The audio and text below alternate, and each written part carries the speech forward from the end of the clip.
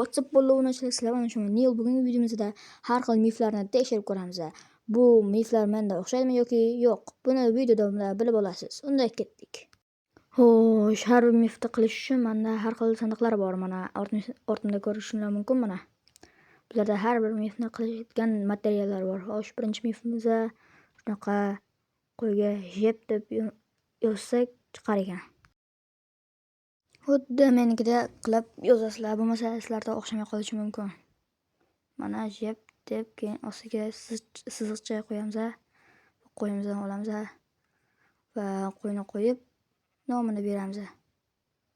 Mana rang-barang qo'zichoq. Unda ikkinchi mifimizga o'tamiz. Ikkinchi mifda esa любой bir modni olamiz va name tag olib va unga groom deb yozamiz va любой modni qo'yib mobni shunaqa qilsak bu teskari aylanib qo'yadi. Uchinchi mifimizda esa shunaqa narsalar kerak bo'ladi. Xo'sh, hozir ko'rsataman.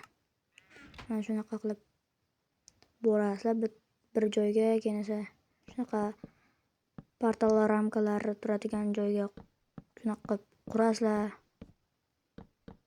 va ostiga blokni qo'yasizlarda, keyin portal ramkalarni qo'yasizlar va hammasini qo'yib bo'lganlardan keyin barchasiga ender ko'zlarni qo'yib chiqasizlar. Keyin uning ustida yurishga bo'ladi dedi. Haqiqatan ham bu mif ishladi. Unda keyingi mifga o'tamiz. To'rtinchi mifimizga esa shunaqa narsalar kerak bo'ladi. Albatta mana shunaqa qilib qo'yib olamiz-da. Mayoq o'rnatish uchun va mayoqni qo'yamiz va har turli rangli shunaqa oynalardan qo'yamiz va shunaqa shu rangga o'zgarar ekan. Mana shunaqa. Mana bunaqa rang va pushti rang, ko'k rang. Shunaqa hamma ranglarga o'zgaradi. Shuning bilan videomiz tugadi. Yoqqan bo'lsa videoga faqatgina bitta like bosib, kanalga obuna bo'lish esdan chiqmasin.